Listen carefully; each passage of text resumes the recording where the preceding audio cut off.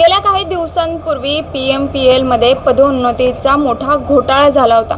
त्याच्यानंतर राज्य सरकारपर्यंत हा विषय गेला होता आणि त्याच्यानंतरनं जे PB आहेत पृथ्वीराज त्यांचा आता सध्या बदली झालेली आहे, मात्र त्यांनी ज्यावेळेस अहवाल दिला होता त्यात ही पदोन्नती जी आहे ती चुकीच्या पद्धतीने झाल्याचं सगळं प्रकरण जे आहे ते समोर आलेलं होतं। मात्र याच्यानंतरनं काय कारवाई करण्यात आली, या प्रकरणाचं पुढे काय झालं असे प्रश्न अनेकांच्या मनात आहेत। आता माझ्यासोबत समाजवादी पार्टीचे अध्यक्ष पुणे शहराध्यक्ष जांबुवंत मनोहर आहेत। त्यांचा असा आरोप आहे की यांना पदोन्नती जी दिली होती ती सध्या कायम अशीच टिकून आहे, मात्र सध्या त्यांचा पगार जो आहे तो त्यांना दिला जात नाही, मात्र ती पदोन्नती आहे तशीच आहे।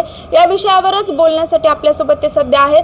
काय सांगाल, पदोन्नती झाली, त्याचा घोटाळा झाला, कारवाईचं आश्वासन देण्यात आलं, मात्र कारवाई अद्याप झाली नाही, म्हणजे नुसतं गाजर दाखवण्यात आलंय का कारवाई? पुणेकरांना आणि पुणेकरांच्या सगळ्या टॅक्सचा याचा सगळा गैरवापर झालेला आहे। इथं पदोन्नती दिली गेली आणि हे पदोन्नतीचं प्रकरण बाहेर आलं, ज्याच्यावरती एक अहवाल तयार केला, म्हणजे IAS अधिकाऱ्यांच्या मार्फत एक अहवाल तयार गेला। त्याच्यामध्ये ही पदोन्नतीमध्ये गडबड आहे हे त्यांच्या अहवालात आलं, पण तो अहवालसुद्धा पुणेकरांपर्यंत आला नाही। आणि PMPL ही फार तसे संस्था लोकांच्या संबंध नसल्यामुळे तो दुर्लक्षित भाग आहे। तर त्यांनी काय केलं तात्पुरतं की ती पदोन्नती त्यांची तशीच ठेवली, फक्त पदोन्नतीनंतर मिळणारी वेतनवाढ त्यांना दिली नाही। आणि आमचा असा आरोप आहे की आता ह्या महिन्यापासून ती वेतनवाढ देण्याचं षडयंत्र PMPLमध्ये घडतं आहे। ज्या लोकांना पदोन्नती दिली गेली तर त्याचवेळी ह्या ज्या चुकीच्या पद्धतीने पदोन्नती दिली गेल्यामुळे तेवढ्याच लोकांवरती अन्याय झाला आहे आणि त्या अन्यायाला वाचा फोडण्यासाठी समाजवादी पार्टी काम करते। तुम्ही म्हणताय की पुणेकरांपर्यंत तो अहवाल जो आहे तो पोहोचलेला नाहीये, तुम्ही हे जे आरोप आहेत ते कशाच्या आधारावरती करताय? माहितीच्या अधिकारामध्ये 2025च्या 12व्या महिन्यापासून याच्यामध्ये प्रयत्न करतोय। एकदा त्यांनी मी व्यक्तिशः माहिती मागितलेली असताना सुद्धा त्यांनी माझ्या ऑफिसच्या पत्त्यावरती पाठवली।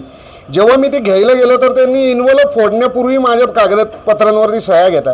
जेव्हा मी त्याच्यामध्ये अपीलात गेलो तर अपील जेव्हा मी करण्यासाठी गेलो, जे भ्रष्टाचाराच्या मुळाशी जी लोक होती तेच माझ्या अपीलाचं उत्तर देणार होती। त्यामुळं मी आता हे जनतेच्या दरबारात प्रश्न घेऊन जाण्याशिवाय पर्याय नाही, म्हणून धरणे आंदोलनाचा आम्ही मार्ग अवलंबला आहे। त्या RTI अधिकारांतर्गत तुम्हाला जी माहिती मिळाली त्यात काय होतं बरं का? ती माहिती अनेक प्रश्नांची उत्तरं अशी आहेत की ही माहिती या विभागाशी संबंधित नाही।